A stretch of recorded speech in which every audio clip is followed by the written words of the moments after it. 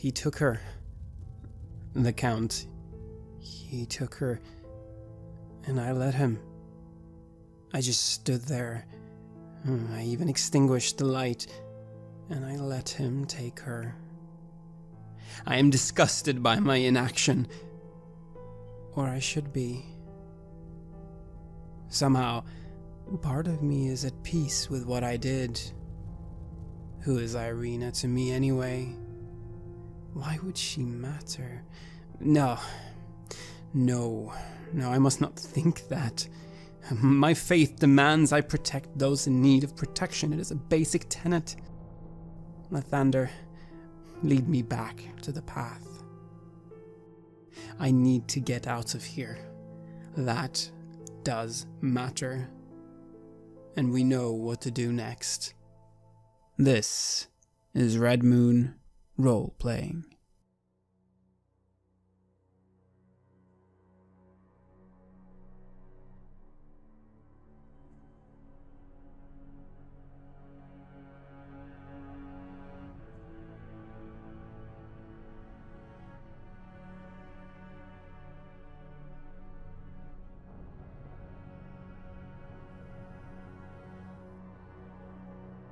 You ride further into the night.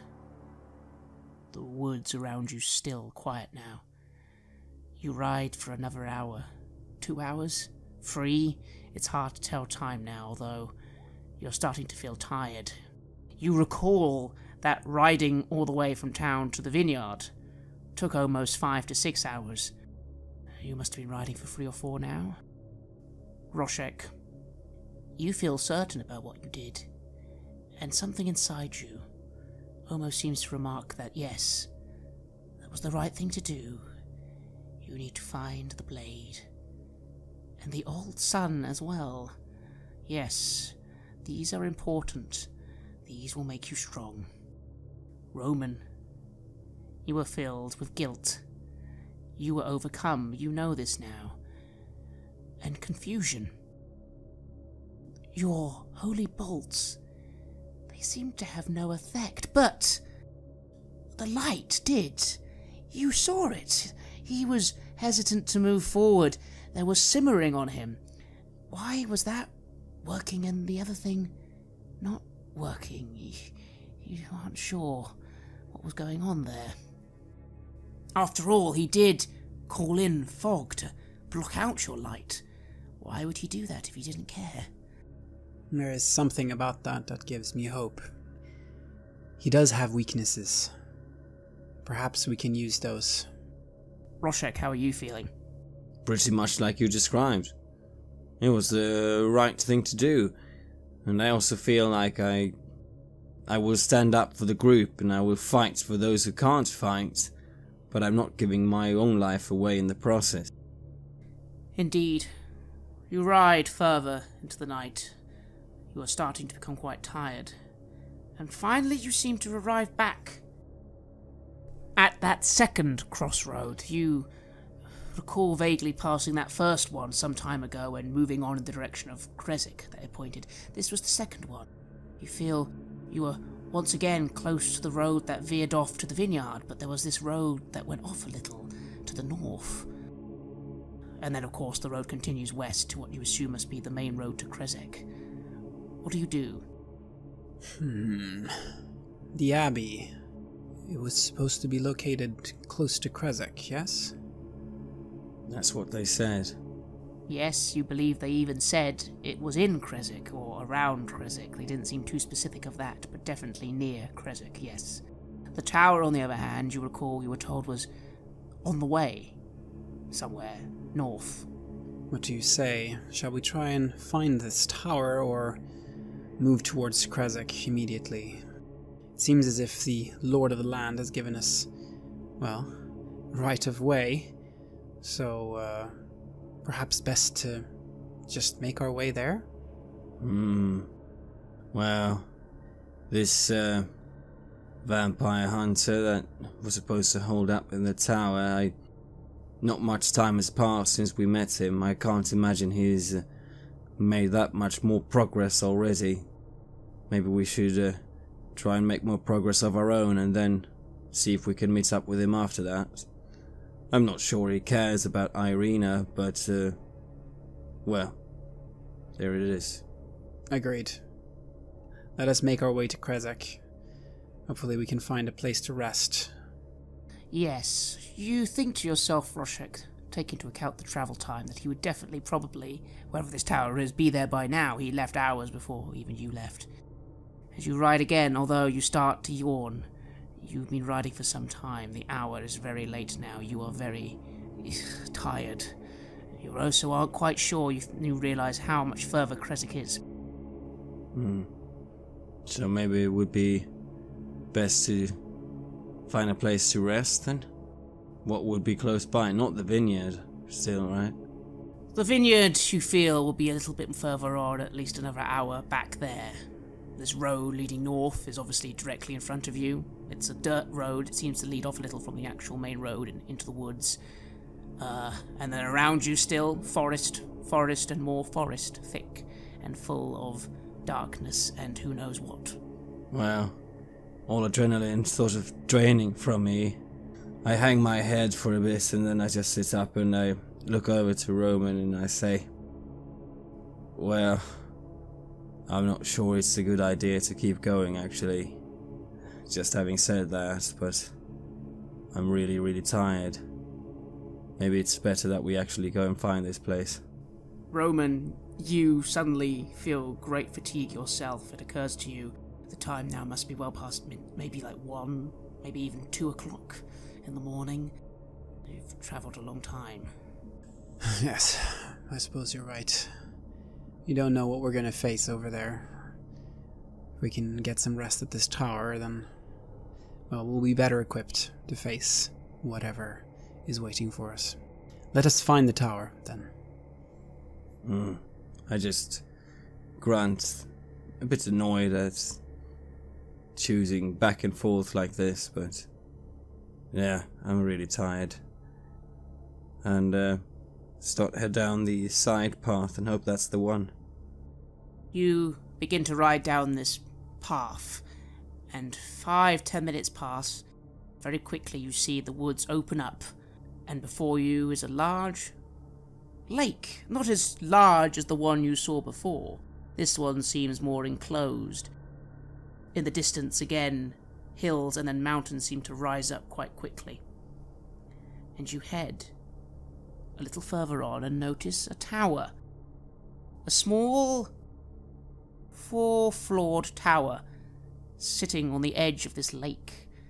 It looks old, made of grey stone, but yes, there is a tower ahead. Have you ever been to Port last? No, I can't say that I have.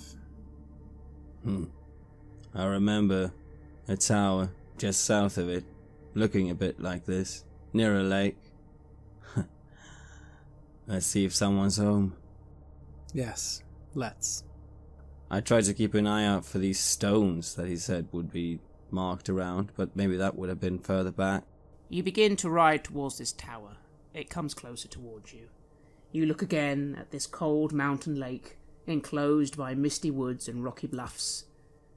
Thick fog has begun to creep around the dark, still waters. The road finally ends at a grass-covered causeway that stretches 100 yards across the lake to a flat, marshy island with this tower on it. You didn't quite see it from a moment ago, but now you see actually there is a little bit of a causeway leading to this tower on this little island, almost out in the lake a little. The tower is old and decrepit, and time-worn griffin statues, their wings and flanks covered with moss, perch atop buttresses that support the walls. You ride a little further on, noticing the ground become a little damp around this area as you move towards this tower, and you see a small pile of stones has been arranged almost in a little pyramid pattern, just on the side of the road. You look to the tower, though, and notice no signs of any life or light. The windows seem barred up in black. What do? I get off my horse, in case the ground wouldn't hold us both, just to be a bit more careful, and I start leading it towards it. I point at the stones and say, Looks like he might be here. That is good. That is fortunate. He mentioned traps. He mentioned powerful magics guarding this place. I believe we will need him to open up the door for us. Indeed, as you step forward a little to investigate this door, Roman, you immediately notice that it is made of iron with no visible handles or hinges. In the middle of the door is a large embossed symbol, a connected series of lines with 8 stick figures set around it. Carved just above the door is a single word: Kazan. You're standing outside this tower, all is silent, and you are looking at this door with these strange symbols upon it. What to do here, brother? There's something written on the door. Kazan. Do you think it's some sort of password? But why write it so openly in that case? I just go up and I knock on the door. You move to knock on the door, and your hand moves to touch the solid iron. Make me a dexterity saving throw. 15. You suddenly feel a large crackle of energy surging towards you. Instinctively, you withdraw your hand, just in time, as sparks of electricity spark out towards your hand, and you take 11 electric damage. You take in a deep breath, thinking if you hadn't removed your hand so quickly, that would have been far worse. And then, yes, you seem to recall being told of magic and traps in this area. I thought that would be to help for anyone breaking the place down. Not just knocking on the door, and I shake my hand to get off the feeling of vibrating, crackling electricity in it. That hurts. You notice this electricity now racing around the entire tower, a strange field, if you will, suddenly emanating from the tower. Roll a perception check, Roshek. 13. You think you heard something? Was it within the tower? Some sort of movement, maybe. Hard to tell. You definitely then hear something like a clanking of chains, but it's hard to tell where it's coming from. You're a little distracted with the pain in your hand currently. Roman, what do you do? I walk up to my friend and I say, well, at least that should have gotten his attention, and I lay my hands on where he was injured and I restore 4 hit points.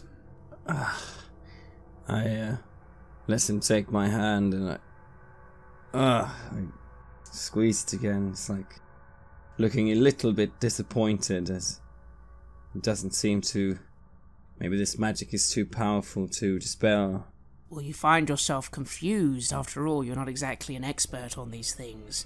Although you feel a little foolish now. Obviously, that was a precaution if someone tried to just open this door. Still, you hear clanking, and it seems to be continuing as the minutes roll on. I mean, do you two just wait for a moment now? As I become aware of this, I take a hesitant step backwards, a little worried that something else might come flying at me. Roman? Apologies, friend. May we perhaps have a word? I say towards the tower. The tower makes no sound or movement other than this chain clanking you can hear coming from somewhere within. But a few minutes have passed. This barrier seems to still be vibrating, although it slowly seems to be dissipating. Slowly. Do you continue to wait a little while? What was it? What was the text it said again? So on the door, you saw 8 stick figures, sort of like in various positions. Now you look closer, like with their hands up, their hands down, that sort of thing. In between them are lines, a sort of shape, if you will, going between, like, back and forth, like a sort of like weird-looking triangular-like pattern. And the door said Kazan at the top. I squint at that, and I say, maybe it's some sort of motion. Maybe you're supposed to do the gestures these figures are presenting. I mean, if that line is drawing out the order of gestures, you're supposed to do something. Perhaps. There must be some way of opening this up without triggering the trap, but having done so already, I would assume that he would have heard that, and he must come to investigate, surely. Perhaps if we just wait a little bit more, he will open up the way for us. Otherwise, yes, if he does not come, perhaps it is time that we try these gestures. The sound of clanking stops, and then there is silence again for a moment. I am tired and impatient, so I start trying to do these gestures, like following the line between them, like one at a time. Roll me an investigation check. 8. We see Roshek look, and your brow furrows a little. You think to yourself, maybe you just need to do these gestures. And you start to raise your hand a little and do them, although you didn't move near the door to do this. You kind of were doing it a little far away. As you are just about to do the first one, raising your hands in the air in a strange fashion, the door swings open from the other side. And you hear a voice say, "Stop! Stop, do not move!" I stop with my hands in the air. By the gods, are you trying to break the code without any idea what you're doing? Lower your arms slowly. I think it's okay. I lower my arms, feeling very uneasy. You told us that we could get here. What were we supposed to do? I was expecting you to summon me, or wait for me, or make some noise, which you did.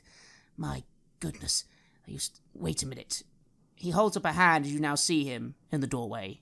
Rudolf van Richten, looking tired, his glasses a little dirty.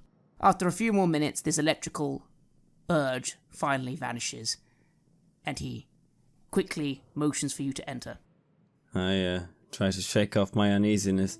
Is this a place where our horses could enter as well, or should I just leave them outside? They will need to stay outside. It looks like they'd have to move through a door into a tower. It might be a bit... I mean, they could come in, but it'd probably be a bit uncomfortable for everyone involved. I remark, will our horses be safe? You brought horses. I suppose they should come in. Bring them in quick, bring them in quick. As you approach and start entering in, you now notice, again with your dark vision, that behind the tower is a wagon. A colourfully covered wagon. Obviously his wagon. It was hidden just behind the other side of the tower. And you enter. The horses come in, and you immediately find yourself in a rather cramped area with a large sort of construction in front of you. 4 statues of inanimate creatures. They do not really have features other than arms and legs, are crouched, holding chains. In between them is a platform that seems to be connected to the chains. The horses come in and you all enter, although you are, as I said, all now a little bit cramped. Rudolph turns to you. My God, man. You should be happy you are still alive. I told you there are protections. And what do? Did you just knock on the door? Is that what he did, priest? Yes, I think he did so with no ill will. He simply wished to get your attention, and a knock is traditionally an act of friendship. I growl. I didn't try to barge in or force it open. I didn't realize it would be so touchy. That is exactly what it is. And then you tried to do the movements without... My friend, if you hadn't been where you were and actually been close to the door, you would have summoned... Oh, gosh. Unbelievable. What are you two even doing here? I said at some point to try and find me. I didn't literally mean tonight. Goodness me, the time. There's been trouble in Little Valakai, and, well, the Lord of the Land has appeared. Well, we met him on the way here. What? What happened? Quickly, come with me. He motions for you to follow him onto this platform. What do? I follow. I holding my hand, still feeling like it's stinging a bit. And I explain. Well, we were on the way from Valakai. We were first refused to leave the town, but We had no patience for their foolish nonsense and their festivals. So we had to strike down the mayor's right hand on the way out. He's dead. Rudolf van Richten mutters something to one of these statues, and suddenly they spring to life. Their hands suddenly moving and pulling on these chains. The platform you're on starts to rise, very slowly, very rickety. You are now ascending in this tower. I flinch as they come to life, worried about more traps. You flinch, they do not seem to care, and continue their movements. Rudolph turns to you. Ugh, I see. Extremely drastic, extremely rash. You couldn't have waited till the morning? My goodness, you two really do blunder about. So I'm amazed you have survived this long. Yes, and yet here we are. And now we request to have some rest here. Perhaps we need to make our way to the Abbey. We need to find something that will allow us to get out of here and to be able to stand up to the Lord of this land. We tried standing up to him when we met him earlier tonight, and, well, it did not go very well. The lift continues to ascend. You pass by a second floor, and now slowly a third floor. These floors seem disused, abandoned, wooden platforms, rotting, nothing of value anywhere. Van Richten frowns a little. You encountered him and you lived. How did you escape? He didn't come for us. He came for the girl that had been traveling with us, Irina. Yes, he came to claim her. She had been bitten. Of course. Vampires feed on those they wish to take slowly sometimes if they wish to elongate the seduction. He will soon, I imagine, drain her fully and turn her into one of his spawn. I am sorry for your loss, my friends. But there is little you can do now. Wasn't much that we could do. No. We still are on our way towards the Abbey that we talked about, to see if we find any more clues there. Yes, as long as there is light, there is hope, and she is yet alive. Perhaps we can still save her. Highly unlikely. I would chastise you also both for coming here so soon, and probably, I imagine, having no attention paid to who could have been following you and who could have been watching you. However, I will let that slide, because I am aware that this location has already been tampered with, unfortunately. The lift now seems to come to a final floor, the fourth floor, and stops, shuddering. This floor looks less ill-used than the other floors. There are bookshelves, there are storage chests, there's even a little bed, and all the windows have been blocked up and boarded up. There's only a single candlelight currently lighting the area. So for that, I will give you some credit, but still, you have been very foolish to come here so soon. You've been very foolish to tap on doors. You are all very foolish. I know. We just want some rest and then we'll be on our way. Is that too much to ask when we're on the same side? I'm on no one's side but my own, and trust me when I say that it's better for you as well as me. Dawn will be in a few hours. I can let you rest here for the moment. He ushers you off this platform and returns to a desk. It is covered, you notice, with papers, notes. He already starts looking at one. Very well, you can rest here for a while. You will find that if you wish to leave, simply... I suppose I have to stay to let you out. Curses. Very well, we leave in the morning. I have things to attend to as well, as I imagine do you, but you can rest now for a time. He turns from you and then goes to these notes and just starts talking to himself, looking something over. And I feel the fatigue coming over me, the tiredness, the sleepiness, and I quickly make some sort of bed for myself, some place to sleep, and I take the opportunity. Yeah, me too. I start getting out of my armor and padding up the wounds and, once I can, cleaning out. And also getting the blood of the blade from the fight with the, Itzek Very well, you two make your way to start slumbering. Richter looks over at you, disapproving look on his features, shakes his head and returns to whatever he's reading. He, at one point, moved to take a book off one of the shelves, which, before you go to sleep, Roma, you notice are quite substantially filled. Old, dusty tomes, it seems, but there are a lot of books there. But then, you both go and rest.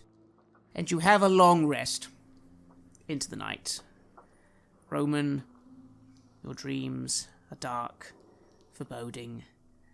Once again, you see images of those you've lost, the fire consuming them.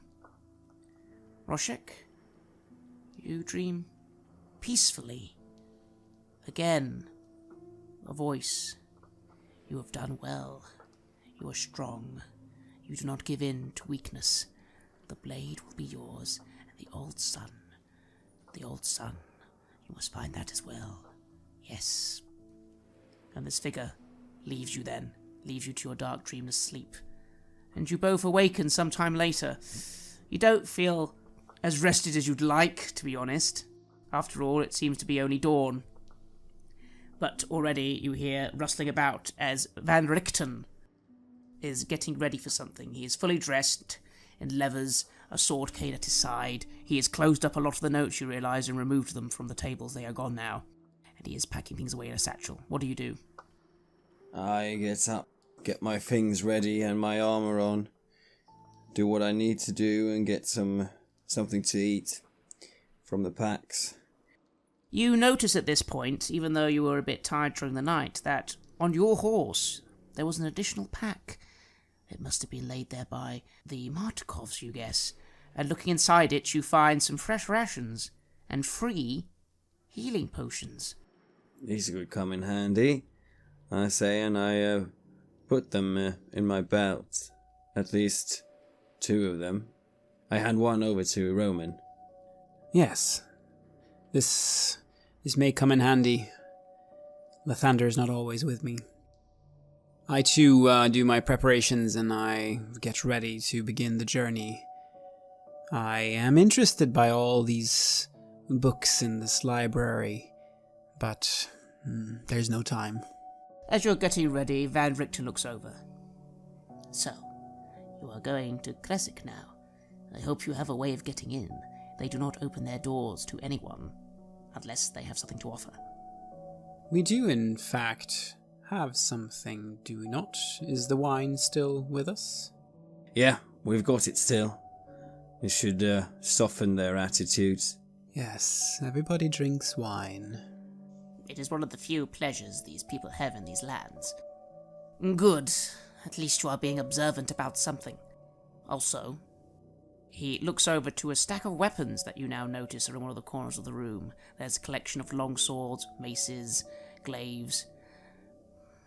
Ugh. I imagine that you are still trying to fight the horrors of the night with weapons made of just steel, yes? I will not need some of these. Take them, they are all blessed, the holy lights of Helm, god of justice. They should assist you a little. After all, he looks at you, Roshek. I imagine you still feel that anything can be killed by your quaint little longsword there. Of course I know that they can't. I know there's a difference, but... And then I stopped for a moment. I had the dream again about the blade and the voice saying to find the old sun. Does that mean something to you? Old sun. Some sort of reference to some sort of relic or something? Well, these dreams you said. What of the blade? What of the sun? Where were you told where they are? No, nothing like that. I just keep hearing the voice in my sleep saying that I'm on the right path. I made the right choices and now I have to find the blade and that will be mine. How wonderfully specific. I know. He shakes his head. I have some theories and I have some things. I just wish we had some more clues. Roman, at the mention of clues, you cannot help but feel the exact clues that you know echo in your head one more time. How do you react? Yes. We do know things. We do know of leads to get what we need.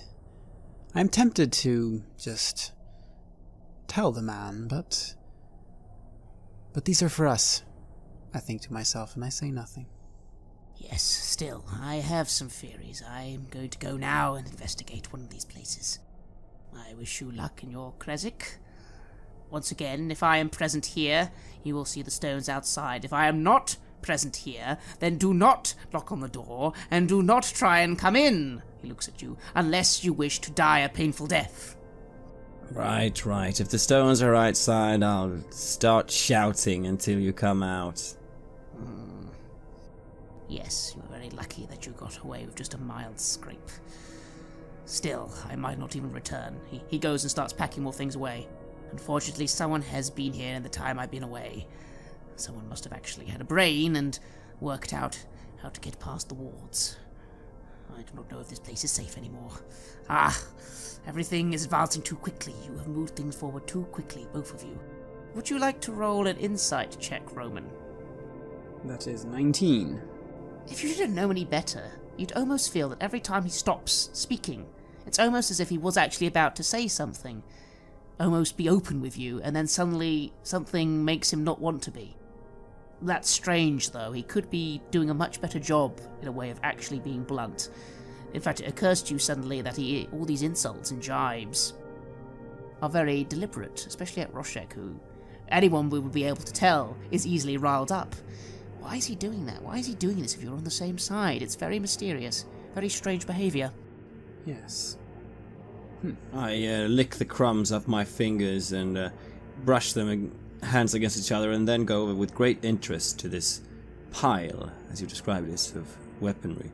Yes, you look over the weapons. They are all of fine quality, mostly new, although some are a little worn. Reaching forward, though, to grasp one, you would notice there's a certain shine to it. Rickton remarks, as I said, they are blessed by the Lord Helm, Lord of Protection.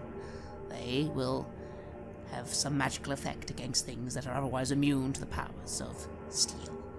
Didn't you say he was Lord of Justice?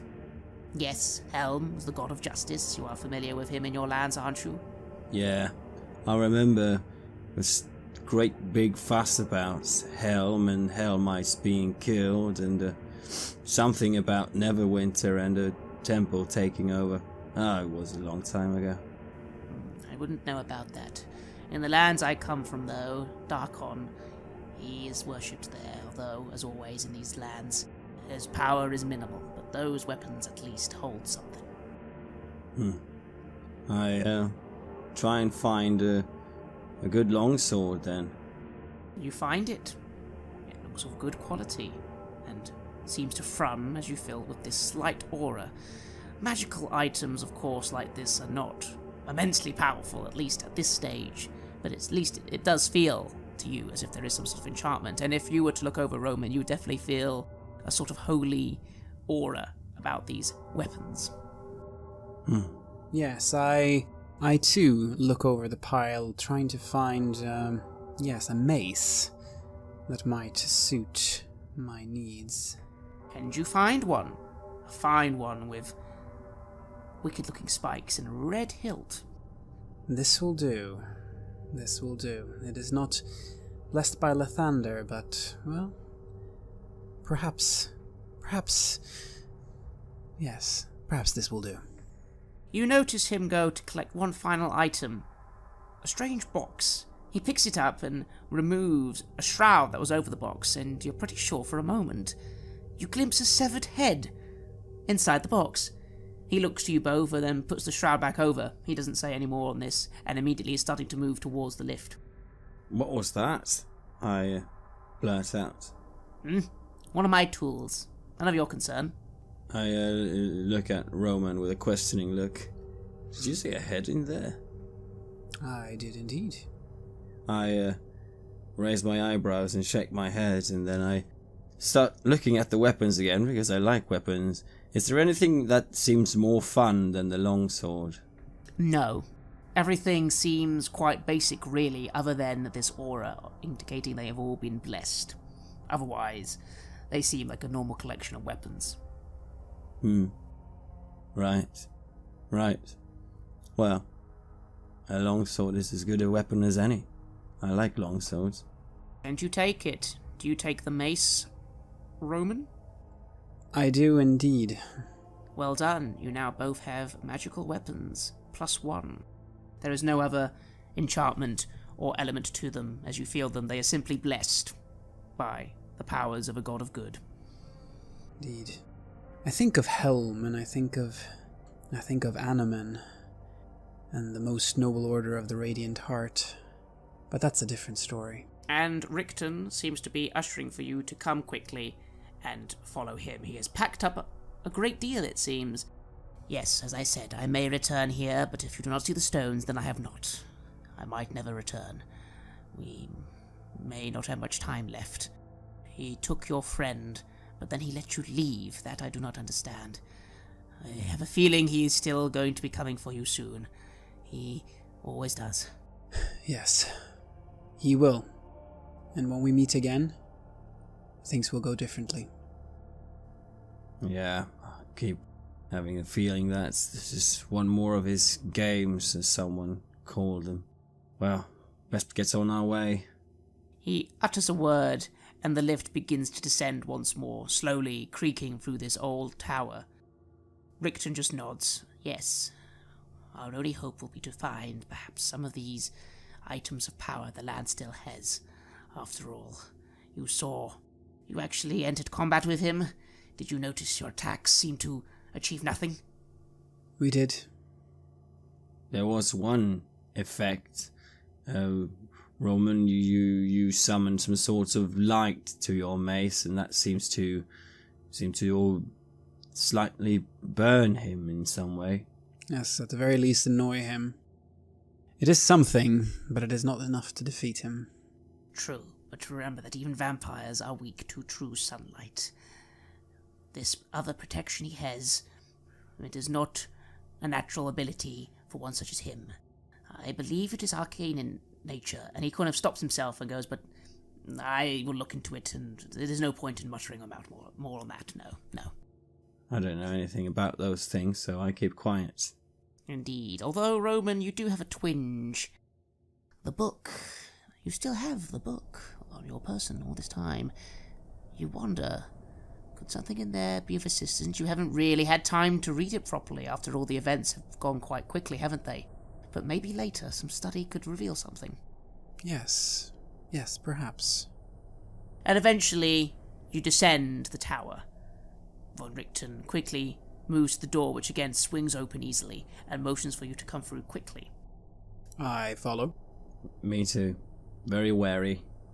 And you collect the horses on the way out, who have been waiting in the night, uncomfortable, tired looking. And they come out into the light, although of course, I say light. Barovia is still dim cast, almost like at dusk, but it is at least day. You are getting used to it now. I put my old longsword in one of the bags and make sure we got, well, everything we need to set out. And you get on your horses. Von Richten looks you over one last time. He takes a moment to fiddle with his belt. You notice at his belt then a collection of sharp wooden stakes, well polished. Well, I suppose I shall wish you good luck. Even though you do blunder about, I think you're going to need it. Still, believe me when I say that I do not wish you harm. It is just better this way. Be wary though, someone has been here. Someone may know of my plans already. And he starts to move towards the wagon. He doesn't seem to say goodbye, or offer any farewell. He just moves off to do his own thing, going to that wagon, which, if you look for a moment, you'll see shakes again a little. He doesn't seem bothered by this sudden shake from within. The wood, it helps, I ask. I yell after him as he's moving away. He pauses and looks back to you with a look of annoyance. Of course. You are aware of what stakes do to vampires, aren't you? You know at least that information. A stake to the heart of one of the spawn will kill it outright. A more powerful vampire will paralyze it, if you are lucky to get it in the first place. That is useful information. I allow him to return to what he was doing, and I nod to Roshek. Perhaps a few steaks might come in handy. I get up on my horse and I shrug, feeling the soreness of my body from the fights the day before. Still good fights. And I remark, well, do you want to go and find some wood and carve one? I think I do. You are surrounded by lush forests. Yes. With the light out, I take a little bit of time to make a few simple stakes. Nothing fancy, really. It doesn't need to be. It just needs to be pointy and sharp. Yes, I will say that over the course of 10-20 minutes, you were able to find wood and make at least 2 basic wooden sharp stakes. During this time, you notice that Van Richten has begun to leave, his horses attached to that wagon already starting to gallop off. You also notice he, once again, appears as this half-elf Rictavio, and not as his usual self, as he rides the dirt road and away into the day. To where, you don't know. I look after him as he leaves, and I suddenly let out a guffaw. Ha! Yeah. Oh, he's a funny one. Just imagined him with an axe in his head. It was really funny because he was driving his cart, but he had an axe in his head. I throw one of the stakes to Roshek. Catch. I take it, and I drop it, and I have to kneel down and pick it up again and put it in my belt. I'm not sure how. We need to get close up for this to work. Yes, we do. But when the time comes, I'm sure it will do the job. Shall we ride to Kresik, my friend? Kresik it is. And the old sun and the abbey. Yes, I am particularly interested in this one. Perhaps the secret of the light in this place. Perhaps we can find it. I really want to find it. Does the sun symbolize something else that you know? Do you think? The sun, it means so many things. But against a vampire, I think it can only mean one thing. It is a weapon of sorts. It is a weapon that we can use against him. And we need all the weapons we can get. What if it's a shield? You know, shaped like a sun? That would be unpractical. That would be very fitting. Let us see what we will find in the abbey. And you begin to make your way back to the road, and then follow the signpost to Kresik. Indeed. Excellent, and you make haste after having your breakfast with your stakes, your new weapons, and you ride into the early morning of this new day. You ride for another hour or 2. You feel to yourself then, Roshik, that it was definitely the right choice to rest, for the road still went on for quite some time. The air seems to be thinning a little. You feel you've gone up a little in altitude, and then suddenly before you, the road goes off to the north, and you see the side of the road branching north and climbing a rocky escarpment, ending at a gatehouse built into a 20-foot-high wall of stone reinforced with buttresses every 50 feet or so. The wall encloses a settlement on the side of a snow-dusted mountain spur. Beyond the wall you see the tops of snow-covered pines and thin white wisps of smoke. This wall seems to be enclosing a small village of sorts. And yes, you understand now why the air is getting thinner. You have ascended. The mountains nearby now have snow at the top. And you see also from this angle, as you start to ride down, a large hill overlooking this town or village. And above it a structure of some kind. Is this perhaps the abbey? What do you do? I point up towards the structure. Look, up there. Yes. How can we get there? Do we have to go through Kresik to get there, or is there a way to ride directly to it? You look about and you make an assessment. This hill is very steep. It rises quite high up. It looks like the hill could scale up at least 500, 700 feet. Although you notice the side that seems to go down into this little village maybe has some roads upon it, or at least a pathway you think you can see. Again, hard to tell from here. It does seem that if you were to try and scale this hill from outside this little hamlet, you'd be climbing a steep surface. You'd probably need some equipment for that. It will be very hard going. Yes.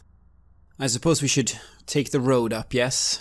Move into Krezek, give them the gift that we are bringing, and, well, perhaps they will just simply allow us to pass. They have no reason to stop us. Yeah. I say, and I just urge my horse on. You ride, approaching these formidable-looking walls. These are strong walls. These are stronger-looking walls even than that of Valakai. These are made of stone and are high. As you approach, you immediately see, in two of those little alcove towers, two people suddenly emerge to look at you. And on a walkway, 2 or 3 more men armed with spears and armor are amassing as you approach the gates. You are now within speaking distance or calling distance. What do you do? Hail, I say. I'm Dawnbringer Roman, here on a pilgrimage to the Abbey of St. Markovia, and we bring a gift, wine, for the good people of Krezek. Would you perhaps be kind enough to allow us to enter? The man, as you were speaking, held up a hand. He already seemed to be in the middle of saying, "Begone, strangers, we want nothing to do with..." You mentioned the wine. He frowns a little then. The guards get their spears ready. "You will show us the wine, strangers." Yes, the wine. The wine will flow again in Krezek. And I show the barrel, I suppose, it is that we have. I hold it up from my saddlebags for you to gesture at. Yes, I make a dramatic gesture towards it. The wine, I say. You are regarded with stiff faces, their expressions blank, or fearful. 2 of them get their bows and arrows ready and point them at you. A third then quickly remarks to the guy. He says something to the first person speaking to you and runs off. "You will stand there. You will wait. We are fetching the burgomaster. We will not make any sudden movements, strangers. We are familiar with your ways. You always bring trouble and death and despair." The burgomaster? Nice to meet another one. Indeed. We shall wait here. We shall wait here. And as you wait, you suddenly hear something in the distance. A bell. Chiming loud, strong. A soothing tone. Roman, like the bells that would ring in some of the great cathedrals. It is a tone of strength, of light. How do you feel? Lathander, you are here. I will find you. I feel, yes, elevated. I feel hopeful. I am anticipating great things here. Roshek, how do you feel? I think this is almost ridiculously funny and ironic how we left one town burning with the sound of bells, and now we come to a next one and bells are greeted us. It is a funny thought, isn't it?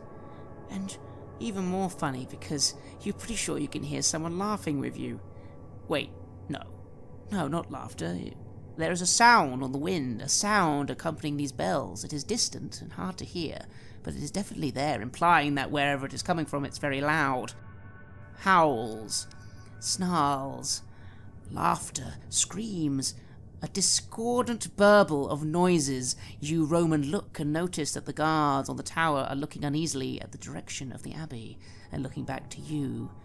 The bell continues, soft, powerful, good, surrounded by a cacophony of noises of the unnatural and the horrifying.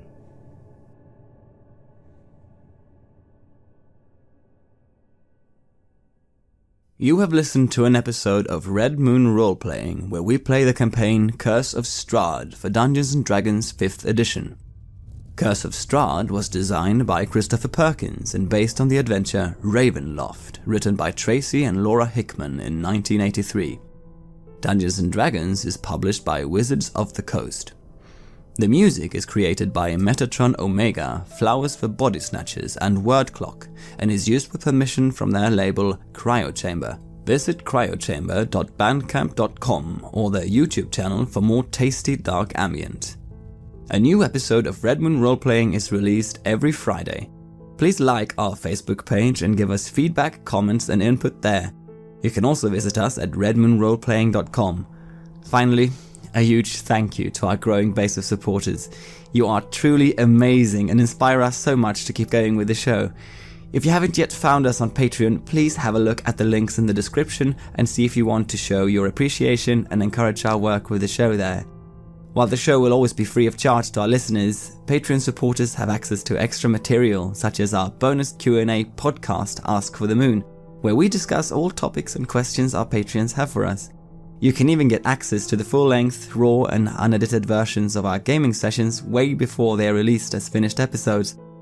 Thank you for listening. Looking forward to meeting again next week.